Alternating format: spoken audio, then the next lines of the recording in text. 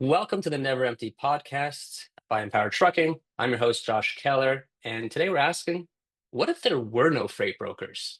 Leander Richmond is joining us today from Carriers United, and he's planning to change the entire trucking industry so the truckers that make the industry possible are properly paid and properly supported. But before we get started, I just want to mention we've got a free webinar coming up on March 6th by the Empowered Trucking team. I'm going to be answering every question you wanted to ask about running a successful trucking company or too afraid to ask. This is really for OOs and small to mid-sized fleets, but everyone's welcome. So if you want to sign up, the info is in the video description or the podcast description, depending where you're joining us from. All right, let's get started. Leander, thanks for joining us today. Thank you for having me, sir. How are you? Doing well, thank you. It's cold and wintry, and it seems like we got more of that coming. But that's what I get for living where I am. Could be Me worse. too, man. So, can you just give everyone a quick intro on who you are and what Carriers United is all about? Um, my name is Leander Richmond. I've been in the trucking industry since 1992. I started off as a driver. 1998, I'm sorry, 96, I bought my own truck, and in 98, I started my own company. Um, from there, I just worked my way to where I am now, dealing with the very frustrations that brought me to create Carriers United. Okay, fair. That's so you've been in the industry for a while. You've been dealing with I guess these are things that I see, I read about. I don't drive myself, but I've been in the industry for a while, and there's definitely a lot of animosity that exists, at least carriers to brokers, brokers to carriers. Not everybody, but I could see why there's a lot of frustration points. Oh, So, you've been in this space for a while, and where did I guess, the idea for this come from? Was there like one tipping point, or just like death by a thousand cuts till you finally said, forget it, we got to change this thing? it's pretty much the death by a thousand cuts. In the beginning, I was doing everything myself. I was trying to hang on to the permitting, the hiring of the drivers, the maintenance, and dispatching and billing. Mm, And it was rough. But in doing that, I also dealt with all of the frustration of calling someone on a load. And I'll probably say this in the beginning. It was probably not so much the rates that were so frustrating so much as it was just me feeling like I'm dealing with a bunch of children that are talking to me and they don't even know what they're talking about. They're speaking very dogmatically about an industry that I've been in since longer than they've been on the planet. And then 90% of the times when we're dealing with them, it turns out they're wrong, but they want no accountability for it whatsoever. mm, So that was the beginning of the frustration for me and just everything that I've had to deal with my drivers being parked. I mean, I could go on and on. Had a driver at the Dallas and TA last year. I get a phone call from this guy, and he immediately is yelling, "You don't get your truck out of here! I'm gonna blankety blank blank blankety." And so, needless to say, I skipped right to his level and made an equal threat. Um, my threat was probably empty because what can I do for Michigan? But I got a hold of the drivers and go move your truck. Watching everything that drivers are experiencing nowadays, um, everything that we have to deal with administratively, in booking loads with people who do not understand this industry, it just, I kept thinking, how can we fix this? Okay. yeah. I dealt with a bunch of guys that were being booted and towed. In one case, I actually went to South Carolina and went to court for a guy and with them. Um, Another case, I went to Wisconsin. I dealt with one in Ohio, where even the trooper turns out admitted on the stand that he was friends with the tow company owner. Been to his house, he's been to his house. The guy brought him free firewood, and after admitting that they are buddies and friends, court still ruled against the carrier. So, watching all of these things take place upon the trucking industry, I said, there's got to be a fix. What's Yeah. the biggest thing? brokers. Brokers exist, and because brokers exist, factoring exists. At least the way that I see it, because I feel like if you made enough money off of the freight in the first place, you could wait the 30-day period of time to get your money. Yeah. So I think, why not take on these two largest items first? How do we do this? It's very simple. Everyone feels the way that I feel. If you make a truck payment and you don't feel this way, I'd love to know why. But I said, what has to happen? Everyone has to stick together. How do you get everyone to stick together? How is this going to happen? Go to a truck stop. You can't get two truck drivers to agree on how to park. Right.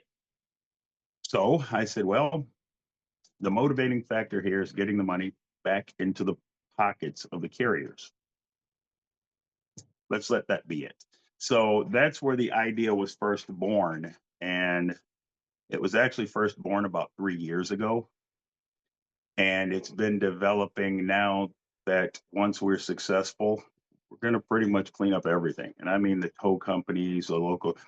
Imagine what can happen if 1 million carriers stick together, 1 million trucks stick together.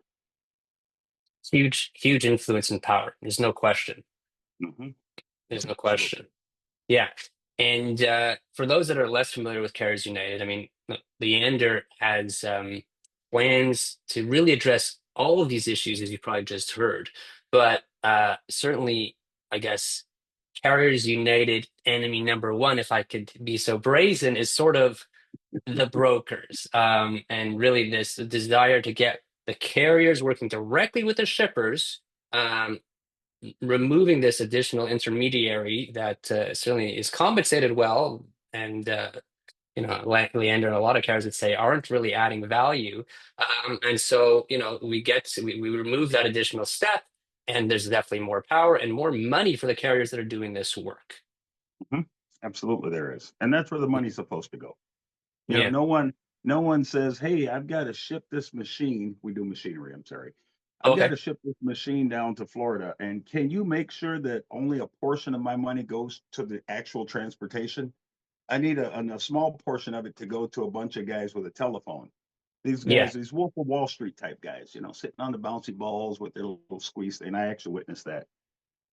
And a broker in Royal Oak, Michigan, when I went to collect money that they were refusing to pay. He was literally sitting on a bouncy ball, and their entire office looked like something out of a college campus. Not a truck in sight. You couldn't even get a Boiler room. truck and a trailer near the building. So Yeah. those are some of the things that, yes, I look at that and I go, it's disgraceful. Yeah. You know, you have a company like, and I'm sorry, I'm gonna call out names. They posted it on their website, so I'm going to say it. All right. TQL had a page that they posted. They did $8 billion in profit. I think it was 2023, and they did 2 billion. I'm sorry, 8 billion in revenue, 2 billion in profit. They posted it. I didn't. What does that tell you? That's The 25% profit? No, that tells you about a 35 to 45% profit yeah. because they still have to pay all of their agents. So, am I against brokers making money for what they do? No. Am I against the current environment in trucking where people with computers are dictating the diet to Mm. the people like me and so many others out there that have the liability, they have the payments, they go to sleep and they can't sleep because they're trying to figure out how they're going to make the truck payment. They have a load on the truck. They're getting paid $2,000 for, and the truth is the customer's paying four. Oh yeah. Yeah. So that's my motivation. There's no question that, TQL has a reputation and a number of other brokers have a reputation, and some of them are meat grinders that are ruthless. There's a reason that sometimes the rep you're speaking to knows nothing about the industry because they're young, they're trained to do a certain thing, and it's sort of an us versus them mentality. I like to think Yes. not every broker is like that, and I don't. generally think most people are good, and there are shitty people everywhere, and certainly brokerage has its fair share. Let me correct you. Did you say most people are good? I'm Canadian, and maybe I'm naive. I hope so. I hope so. Okay. There are a lot of good people out there, and there are a lot of really good brokers out there. But in my experience, and I still talk to some of them occasionally because we do get some quasi or semi regular freight from them. Yeah. They tend to be the older people. Um, Believe it or not, one of them is an agent for Landstar. We deal with him a lot. He knows his business. He knows exactly what he's doing. This is the guy that when we book with him, we can trust every word that comes out of his mouth. Mm, There's another gentleman for a large broker out of Georgia, I think it is. And this man drove a truck for 30 years before he got into doing what he's doing now. So he yeah. knows what he's talking about. He understands the industry. And he flat out will tell me, we have X in this, man. And there's been a couple times he's had to dip into it to pay us, layovers and detention and so forth. Yeah. So those are people that understand what we do. I have no problem with those people. People that I think we need to get them into a better position. One where they don't have to work in the boiler room, where they can come into work, book freight. It will be a fixed rate. Their pay will be a small portion of that. They'll get paid on volume, and they can go home rested and relaxed. And I think Yeah. everyone in trucking will be better off for it. Yeah. So kind of what I'm hearing here is sort of this new school mentality. People that don't know the space and they're taught to do a certain thing, smile, dial, perform, or you're out. Or people leave because it's kind of a crummy job a lot of the time. And they don't understand the costs. They don't understand the view from the driver's seat. And there's not enough of the people that do understand it or are rewarded for operating that way in the space anymore. Mm-hmm. It's greed driven, man. Well, I How do think that you sums it up. if you start let's say a broker, okay, Yeah. at least if a carrier is greedy, he has to make major investments in that. There's no sidestepping. You have to buy the equipment. You have to get the drivers, take the risk, buy the insurance, and everything else that goes along with maintaining all of the documentation, Yeah. violations, the safety scores. If you're a broker, you have an office, you get a bigger office, you add more computers, and you're constantly saying the more money you get, the more you get to keep. That is what I think is the largest problem in this industry. You have, I don't know, let's just pick a number, 100,000 broker agents out there that all think that they're going to buy a yacht Yeah. from being a broker. And it's Yeah. just, it has destroyed. And people don't agree with me.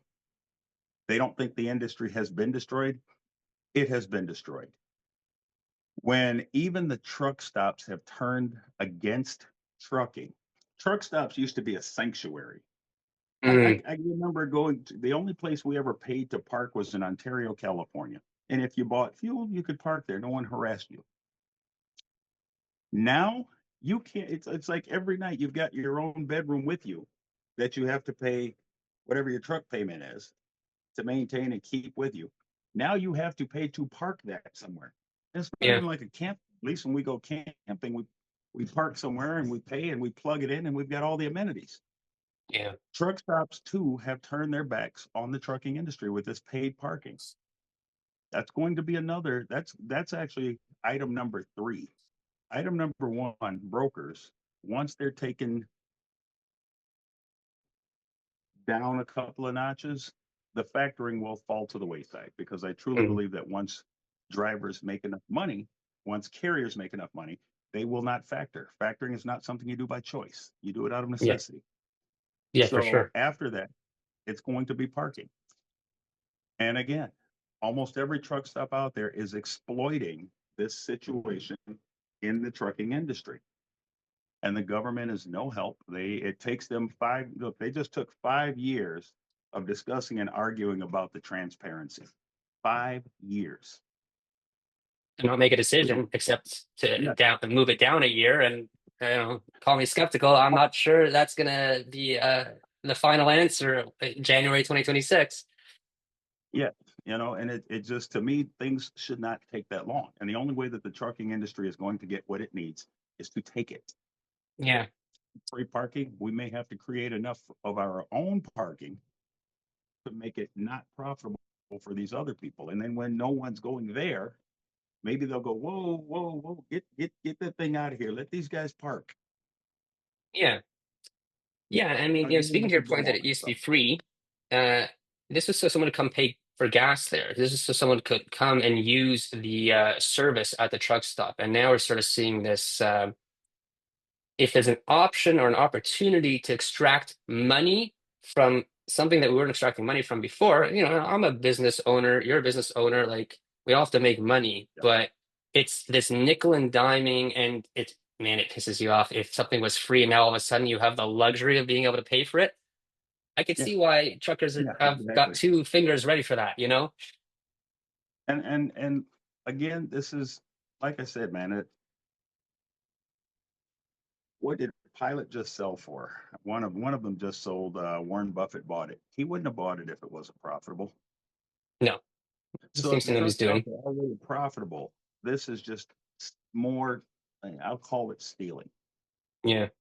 The idea of a truck stop is to create a space, generally not with the Pilot models because they're smaller, but with the larger models that have 100 and something parking. In the olden days, they wanted you in there. Well, actually, they still want you in there. They just want you to pay for Yeah. parking now. Right, right. All right. So what are other truckers saying about this? People are hearing what you're doing, you're fighting for them. What's the feedback like? Everything that I'm getting is positive. The few times I've had people be negative, it was really easy to determine that they were brokers. Okay. Brokers don't like what I'm saying. I've even had some brokers tell me that I'm crazy. I don't know what I'm talking about. I've actually been on the phone with a couple of them, and we have conversations, and they pretty much leave us alone. Um, in a couple of cases, I've had them go online and say, they start saying, well, this guy wants to be a broker. No, that's not what I want. But I do realize that there has to be someone managing freight in a responsible way for the trucking industry. So Yeah. if we do that, what are you complaining about? The other thing is, I said, I tell you what, why don't you post your contract for us to have a discussion about? They'll shut him every Yeah. time. What a shock. What a shock. Yeah, they don't want to go into the contract discussion because they know that their contracts are set up to do one thing: screw the carrier in favor of the broker.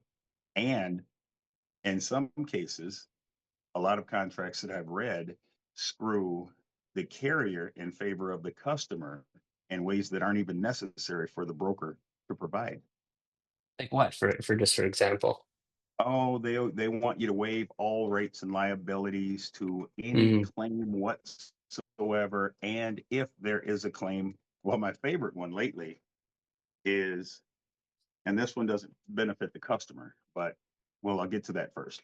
Benefiting the customer would be when they say, well, if there's a claim or any expenses whatsoever, the carrier will pay any and all legal bills for the broker and the customer. Why Yeah. should we do? Why should we even pay the broker its legal bills? If I sue Yeah. you and I'm going to pay your legal bill, that's just the stupidest, foul Yeah. language.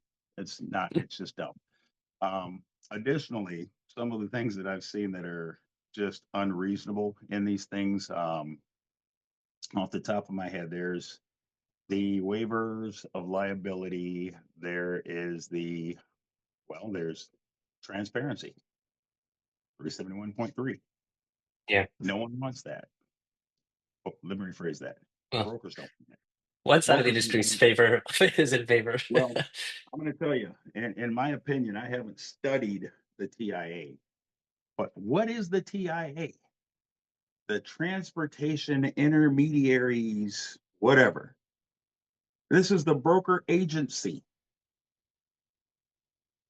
They literally have a an OIDA type agency for middlemen. Yeah. So, as if that wasn't offensive enough, these people help brokers with their contracting and how ways that they claim are protecting them. What do you need protection from? If you're making some of the money, you get some of the liability. Mm. Okay. Trying to think, there was one I was getting ready to tell you, Josh, and it was actually a tickler, but it'll come to me in a minute with these the clauses in these contracts, waivers, waiver of liability, indemnification, um, any claim. So if there's a claim, let's say for instance in the olden days, you've got a coil on, you Yeah. let the coil get rained on. The customer says, I don't want it. Sorry, you screwed it up. It's yours. Insurance company pays for the coil or the carrier pays for the coil. Carrier gets it. Maybe he scraps it and gets some of his money back. Now they want the authority to tell you if you even have those rights granted to you by law. The broker says, I will make that decision first. I get to decide if it's worth anything that I want, even though you have to pay for it. And then if I don't want it, I'll tell you what you can do with it. I imagine that they want you to deliver it where they want that coil to go without paying for that additional load as well, if it ends up going in that direction. Interesting point. Those clauses are in some of those as well. I think this Yes. points to another issue here that there's a big power imbalance between even a mid-sized broker. There's some of the biggest companies in the country and the world, even are processing billions in trade, are massive companies.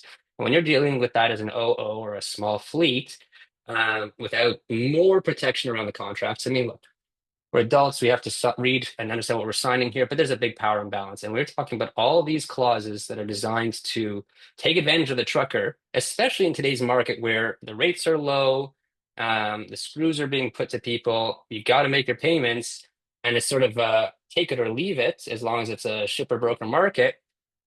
It's one thing to understand it, it's another thing. It's like, well, if I want to feed my family, I'm going to have to accept this, or like you have no recourse to push back on that. And there's plenty of people that probably don't even understand the intentionally vague clauses within these agreements, and that's a larger issue as well. Worse than that, take time to read it while you're trying to book a load.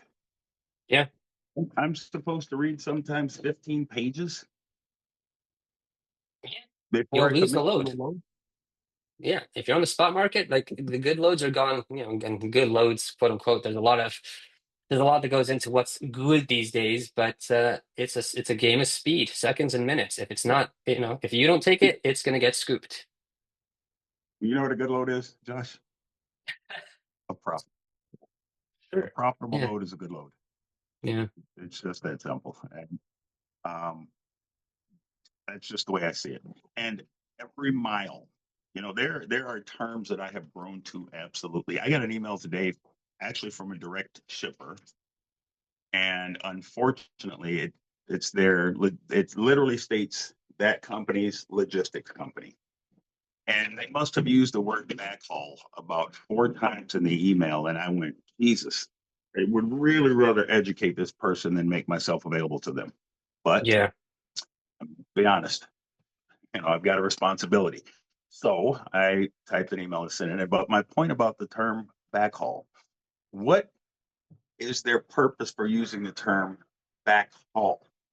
They think Pay you that a less. backhaul is something less than rate wise, less than what it should pay. I mean, I don't even know. It's an abstract term to me. Okay. It used to be back when I got into this, a backhaul was a load taking you back where you went, Yeah. not a load that they could say, hey, because it's convenient for you, I will, I hope that you will take this and lose money. So Yeah. that's where we are now. Everyone says backhaul. Well, I've got a backhaul. No, you don't have a backhaul. My truck, first of all, it goes backwards, but not that far and not that fast. Secondly, every single mile that we run loaded should be profitable. Right. if I haul a load to California for $10,000, okay, we're specialized, so that's not an abstract for us. But if I haul a load out there for $10,000 for a customer because I've got a load of robots or something on and it's really expensive and I'm assuming that liability, what makes these people in California or people that have loads out of California think that I want to take some of that money and put it into the next move? How did we get Yeah. that way in the trucking industry? Greed. You said it, man. I mean, it's not a backhaul for the shipment. It's got to go from point A to point B or point A to point B and C or whatever. But it's only the trucker that seems to be getting normal rate, less rate. Yeah, yeah. And they, that again, every first of all, every single forward mile should be profitable, but at the very least, every loaded mile should be profitable. That's Yeah. trucking.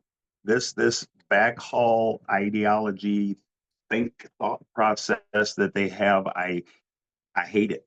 I Yeah. don't know who came up with it, but it's been abused and twisted. Well, like every other word in the United States, we bend words and give them new meanings. You say if you're Yeah. from Canada. Yeah. No, that's Um, fair. It's an ugly word I get to a trucker. That's for sure. Um, yeah.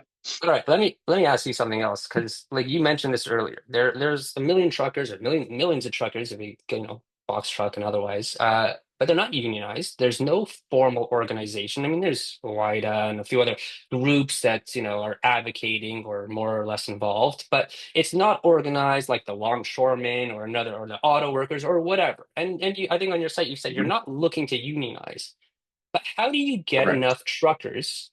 uh, on the same page for this to work. And just for this to work, for everyone that's listening, if you're not familiar, it's sort of a people have to stop hauling for brokers until the shippers say, "I'm going to deal with the trucker directly." If hopefully I've said that right, or add to that, Leander. But how do we get alignment?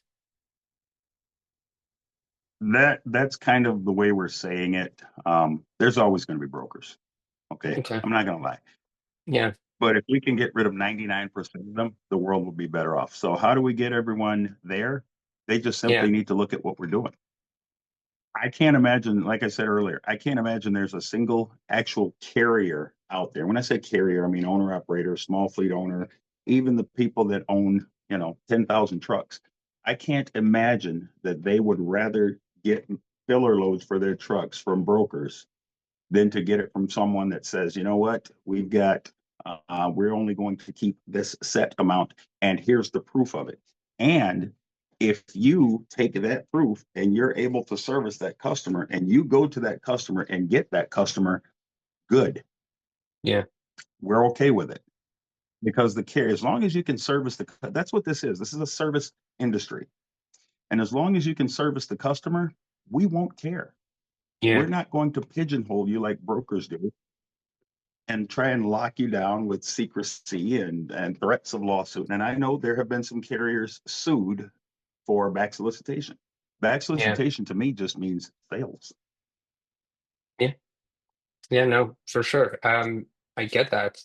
The question is though, for this to work, carriers have to all kind of unify and say, we're saying no to freight today until the brokers can't get one person to take that load. And much like the concern about cheap freight, the broker only needs Yes. one trucker to say yes for the kind of this, unification of most other truckers to sort of have less impact. Is that a Mm, risk? I don't believe so. Okay. With the number that we're seeking before we kick this off, I believe that the impact will be there. Plus, I don't believe that anyone who understands what we want and joins us, I don't think they're going to wait. If anything, you know what will happen? Here's what I think will happen. Let's say, for instance, we had, I don't know, 500,000 carriers. That's an ambitious number, but let's just say we had 500,000 truck capacity. Say, Okay. you know what? We're going to stick with you on day 8. We are not going to haul a load for a broker. We're going to sit in a parking lot and wait for people to walk out the door and say, my broker can't get me freight. It's yours. Got it. Okay. Even if we have on that day, you will see broker margins tank. because instead of them looking on DAT and saying, oh, there's 400 flatbeds in California, 200 reefers, and 500 vans, they're going to say, none of them are working for us. I've got $3,000 in this thing. They're going to get the guy on the phone and he's going to say no. And they're going to go, hey, man, I got $2,800. I got $2,900 instead of I've got $900 at 8 o'clock and $2,900 at 3 p.m. Mm, So if that happens and they end up giving up most of the money to the carrier anyway, that's a win-win. fair. All right. All right. So either way, it's going to affect the market, and eventually, it could be the broker, and the broker is going to want to keep their customer. So they'll be scrambling. I mean, it's economic supply and demand dynamic here. As, as if the truckers hold strong, I mean, the influence of that group, fragmented as it is huge.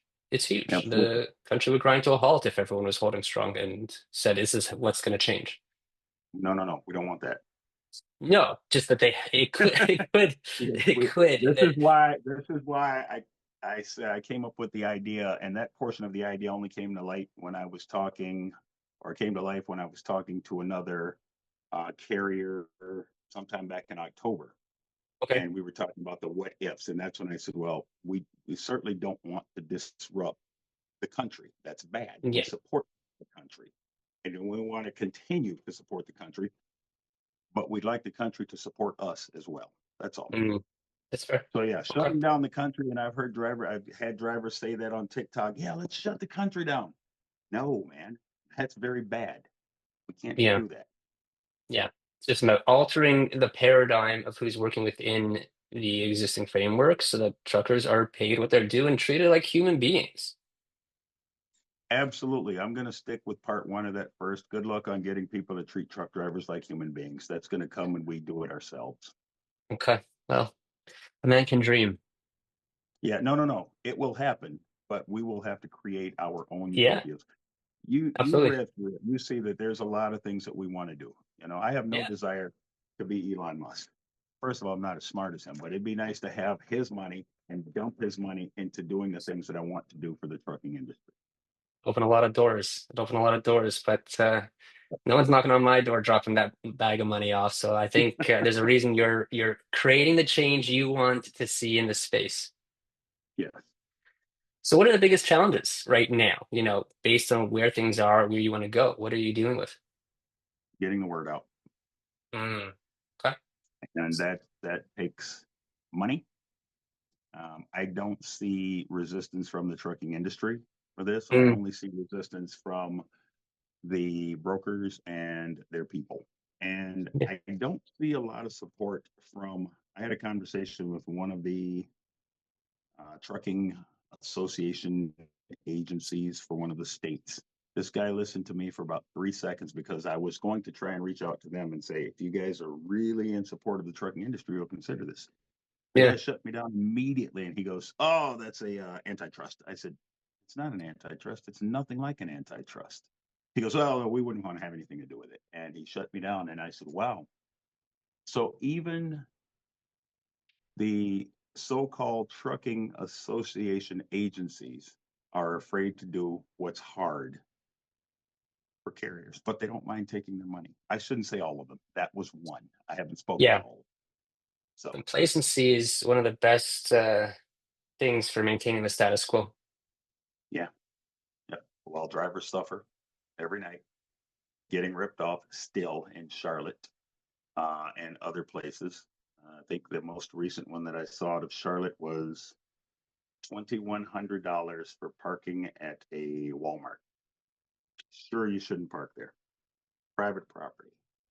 I get it. But when the laws allow someone to charge $2,100 in a situation that does not exist anywhere else where they would get away with that, that's predatory. That's exactly the word I was going to say. It's absolutely what it is. And Charlotte should be ashamed of themselves Mm, to allow for allowing they. There's nothing we can do. Yes, there is. The entire state of Tennessee just literally passed a law that said you cannot touch anything with a US DOT number without the police present. That was, and I mean, they did it quickly. Yeah. Hats off to the state of Tennessee, man. I wish everyone would follow suit. That would put this uh, parking crap to bed, or I'm sorry, this towing crap to bed. Yeah. We can't do anything as an excuse. That's Yeah. literally why these officials exist. I mean, they're taking their paychecks. You can. There's a difference between can't do and aren't willing to consider or make a change. Yes.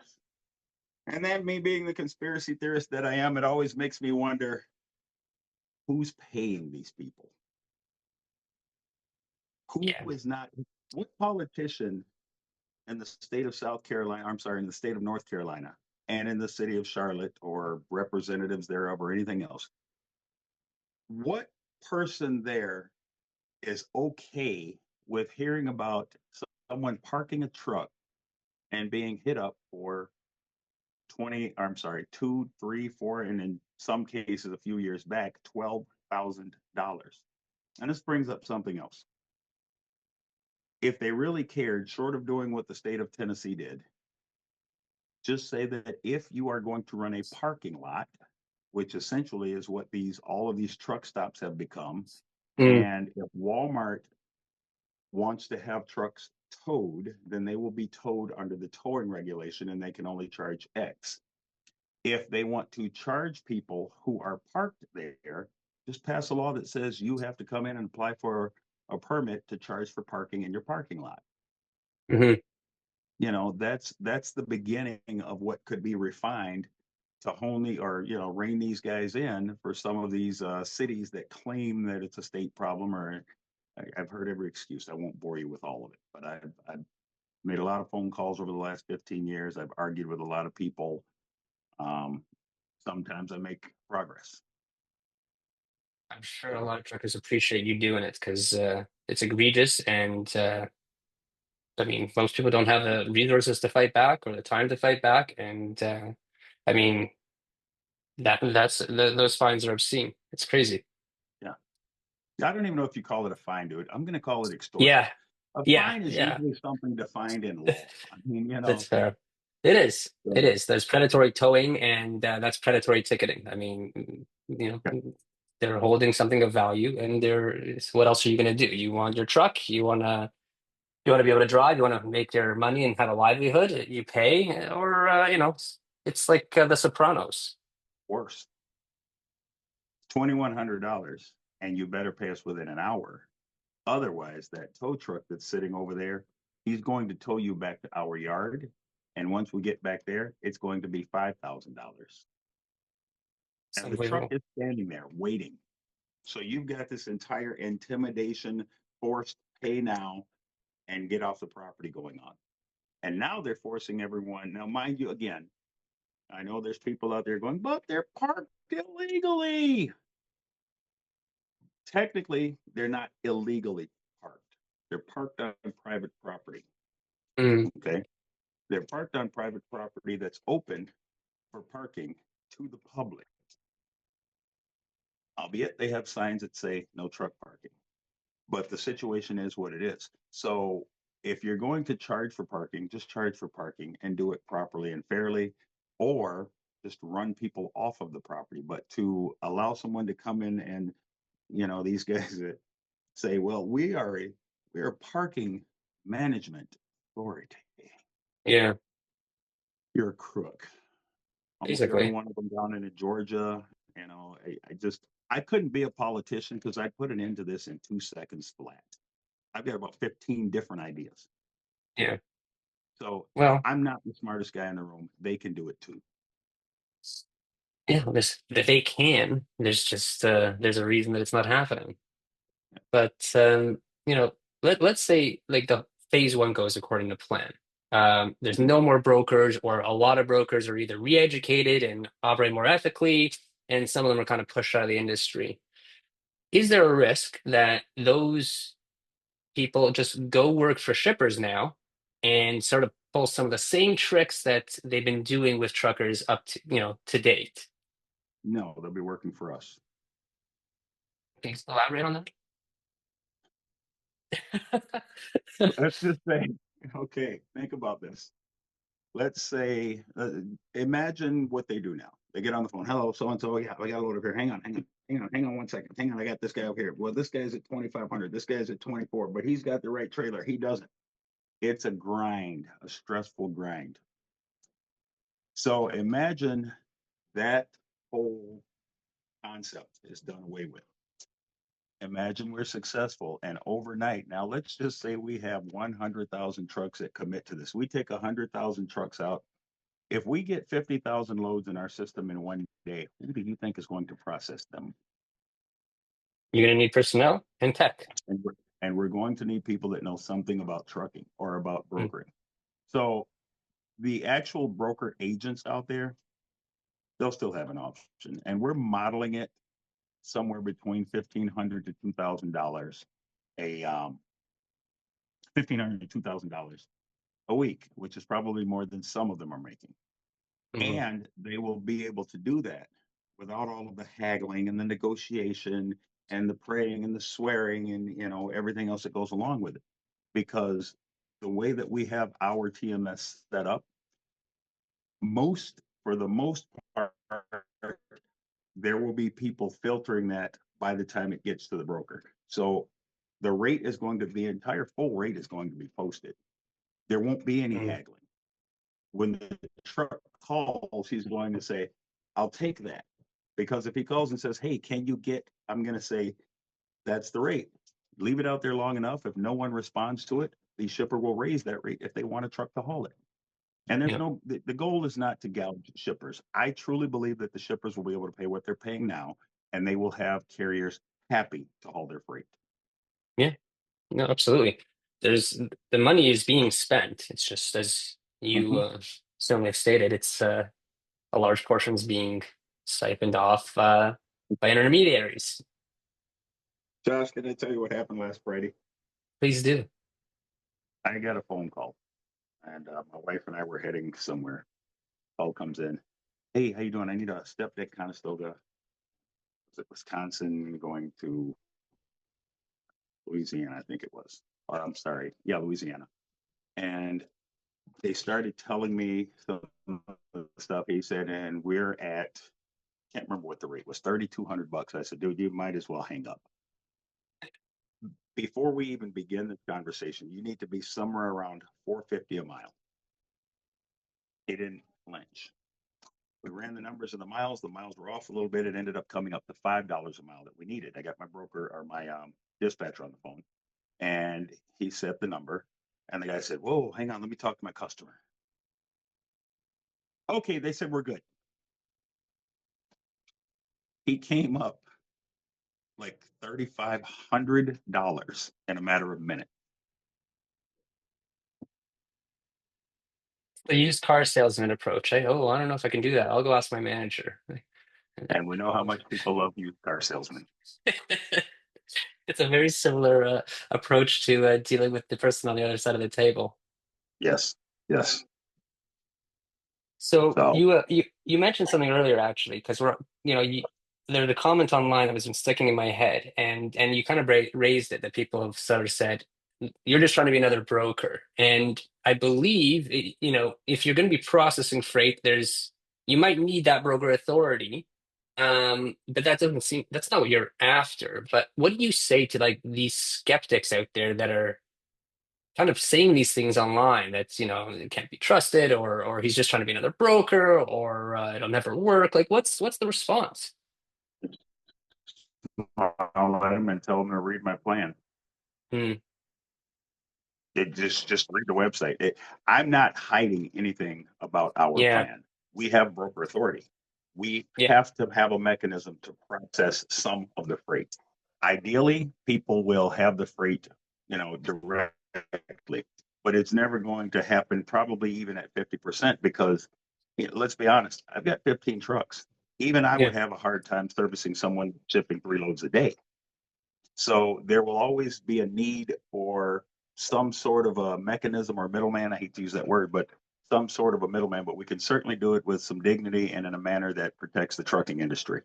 And if we take the money that we make and we dump that money directly into the trucking industry and parking and other things, how is that bad?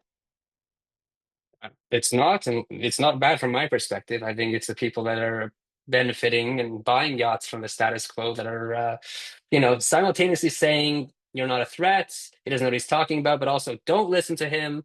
Uh, we can't allow this to advance an inch.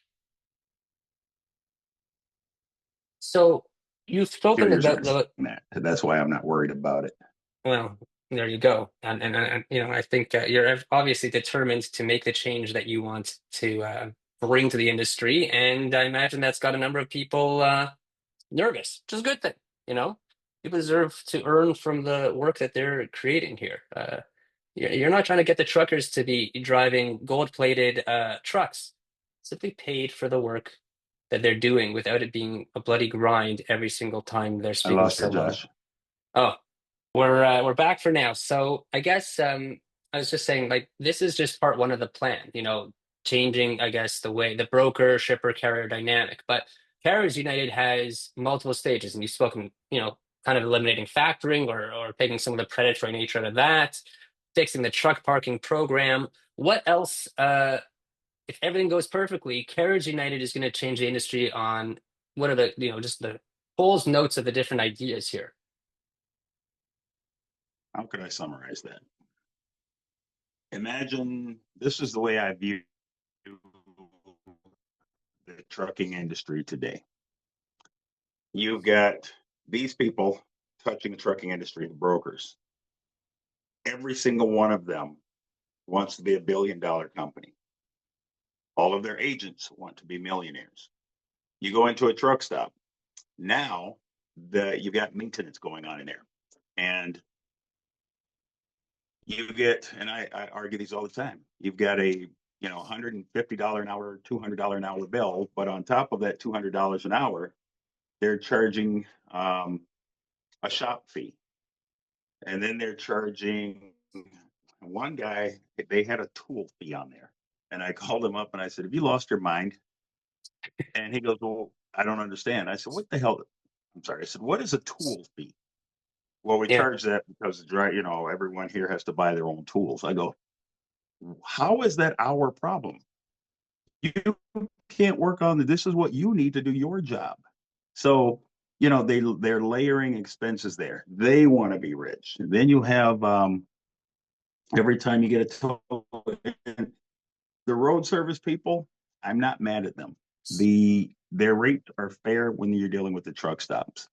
But I've called some people sometimes and go, "Hey man, I've got a truck broke down over here. This is what we need, et cetera." Well, we've got a 3 hour minimum and we charge $400 an hour.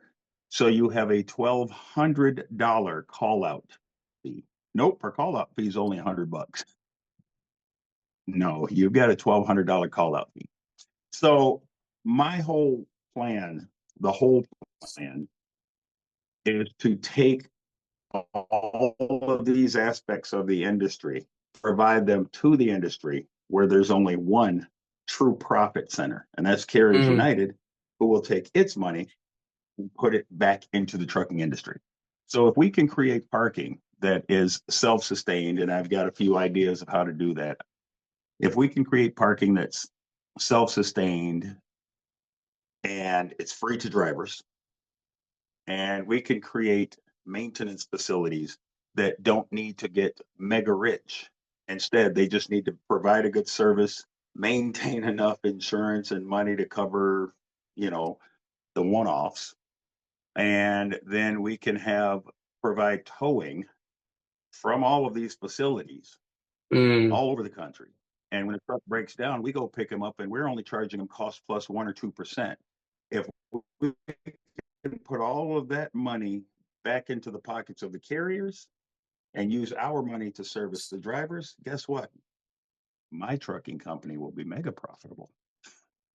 So I don't need to live on Carriers United. yeah, Carriers United is my vision to right the ship that is the trucking industry. yeah, Do we care about brokers? They're just the waves that are rocking our boat. beautiful.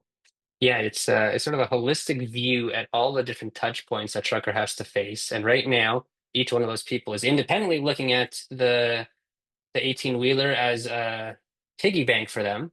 And that's just Yeah. adding up to a point where you're paying money to run your own business, and it's just like it's Yes. unsustainable. So, you don't have to change every single thing, but it's, shine a light on this ugly area, put a little funding there, make the entire system more cohesive. And all of these other supporting pillars of the space will aren't just going to go to business. Everyone's going to eat. It's just a little bit more equitable. You know what they'll do? You know what my dream is? Instead of Tell me. gouging the trucking industry, they'll bring everything in. Let's face it, if you've got $1 billion invested in maintenance facilities, tire shops, and not just truck stops, I mean, all of the businesses that touch trucking, especially the big boys, you've got $1 billion invested out there. You're not going to let it go to the wayside. You might see your profit margin trim a little bit, but you're going to cut everything down to stay alive, just like it has been forced onto carriers by brokers. And once Sure. that happens, once again, the trucking industry will benefit. Yeah. Okay.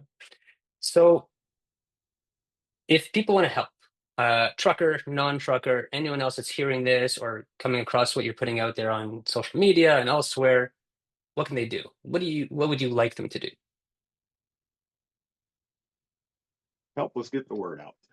Get the word out. Okay. We've actually got some bumper stickers that are 22 inches by 18 inches, and we're sending those out for free to people that want them put them on both sides of your truck.